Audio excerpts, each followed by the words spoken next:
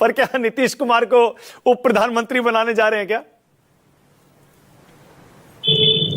नमस्ते मानक जी, सबको नमस्ते। देखिए, हमने कई बार औपचारिक तौर पर यह स्पष्ट कर दिया है कि बिहार के चुनाव नीतीश जी के ही नेतृत्व में लड़े जाएंगे और वही आगे भी मुख्यमंत्री रहेंगे।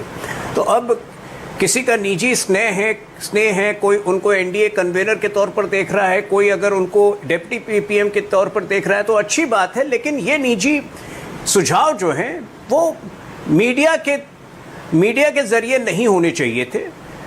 हमारी स्ट्रैटेजी बिल्कुल साफ है। और देखिए, पिछले सप्ताह जो बेहतरीन कोऑर्डिनेशन आपने देखा होगा पार्लियामेंट में बीजेपी और जेडीयू के बीच वक्त संशोधन बिल पर, मेरे ख्याल से उसके बाद कोई गुंजाइश ही नहीं है कहीं कोई मतभेद की, कहीं कोई मिसअंडरस्टैंडिंग की। हम दोनों एक साथ हैं और बहुत बड़ी मेजॉरिटी के साथ नीतीश कुमार जी दोबारा मुख्यमंत्री बनेंगे। ठीक है, ओके। चलिए, कम से कम आपने ये तो माना कि ये जो उप प्रधानमंत्री बनाने का आइडिया या कॉन्सेप्ट है ये प्रमोशन होगा।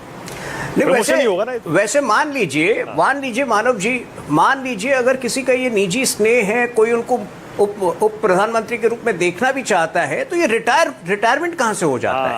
ये शब्द पता नहीं क्यों आरजेडी और कांग्रेस जो है उनकी हालत बेगानी शादी में अब्दुल्ला दीवाना जो होता है ना, वो हो गई है। कांग्रेस जो है गुजरात में जितनी कमजोर है उतनी ही कमजोर बिहार में है। पिछले 35 वर्षों में कांग्रेस का कोई वजूद, कोई जो है प्रेजेंस वहां बिहार में है ही नहीं, जब से वो लास्ट उनकी सरकार 1989 में थी, 90 में।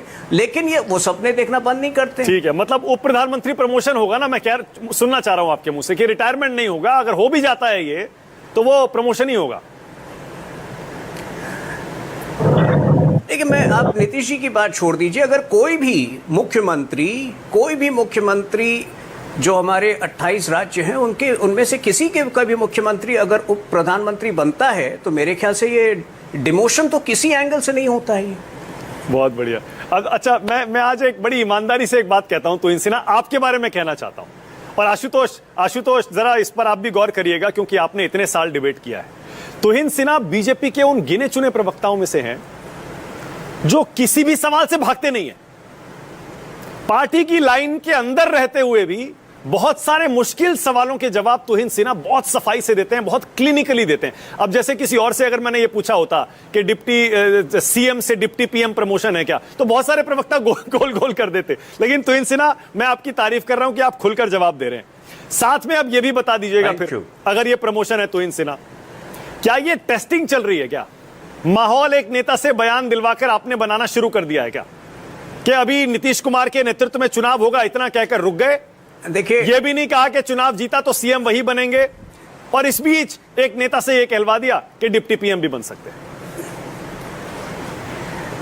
देखिए मानक जी, आपको हमेशा प्रधानमंत्री मोदी जी की बातों पर ज्यादा गौर करना चाहिए। उन्होंने पिछले कुछ वर्षों पहले विशेष तौर पर 2019 में 303 सीटें प्राप्त करने के बाद एक बीजेपी की जो लोकसभा मेंबर्स की मीटिंग थी, उसमें विशेष रूप से कहा था कि हमें छपास से बचना चाहिए।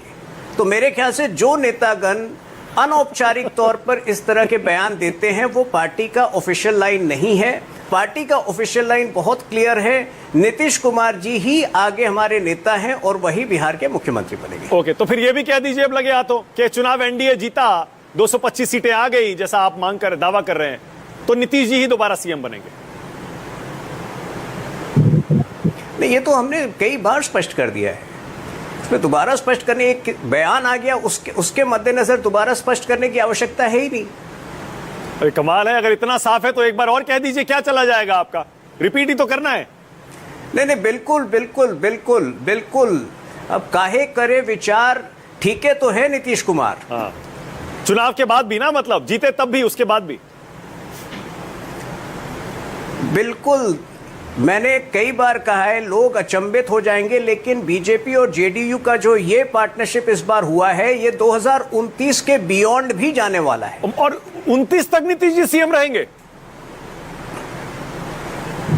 नहीं, मैं पार्टनरशिप की बात कर रहा हूं। बीजेपी जेडीयू का जो अलायंस है वो 2029 के बाद भी जाने वाला है। तो जो नीतीश कुमार जी की इच्छा होगी वो बिल्कुल उस स्थान पर वो रहेंगे। मतलब अगर वो 29 तक सीएम रहना चाहें तो आप उनको तंग नहीं करेंगे, हटाएंगे नहीं? नहीं, हम तो किसी को तंग नहीं करते हैं, हम किसी को तंग नहीं करते हैं। भाई हम हमेशा जो है, हमेशा लोकतंत्र में देखिए कई बार, अगर आपको याद होगा मानक जी, पिछली बार जेडीयू को हमारी तुलना बहुत कम सीटें मिली थी। हाँ। कुछ हमें 75 मिली थी तो उनको 43-44 मिली थी। उस समय भी हमने नीतीश जी को कहा कि आप ही हमारे नेता हैं। तो उस वक्त जब ये संशय नहीं था, तो अब क्यों संशय है आपके मन में? ठीक है, मतलब अब ये आपने भी स्वीकार कर लिया है कि बीजेपी का सीएम बिहार में अभी नहीं बनने वाला, 29 तक तो नहीं बनने वाला। नहीं, हमारा सीएम है, बीजेपी का बने, एनडीए का सीएम बनना ज्यादा जरूरी है ना। कोई विशेष अंतर नहीं है। देखिए, वैचारिक तौर पर भी आपने देखा होगा, पिछले हफ्ते जो है बहुत ही एक ऐतिहासिक हफ्ता था पिछला हफ्ता। जब आपने देखा कि वैचारिक तौर पर भी अब जेडीयू और बीजेपी में ज्यादा अंतर नहीं है, किस प्रकार से उन्होंने खुलकर पुरजोर तरीके से वक्फ संशोधन को सपोर्ट किया था। तो अब जेडीयू बीजेपी, इसमें कोई बहुत ज्यादा अंतर नहीं है। एनडीए का मुख्यमंत्री बनेगा, ये मेरे ख्याल से ज्यादा महत्वपूर्ण है। ये आप गलत बोल गए। अभी देखिएगा, आप पर जेडीयू वाले भी अभी कूदेंगे और विपक्ष वाले भी कूदेंगे जेडीयू पर। ये देखिए, जेडीयू बीजेपी की बी टीम बन गई, बीजेपी में शामिल हो गई। एनडीए नाम की कोई चीज है नहीं, सब बीजेपी है।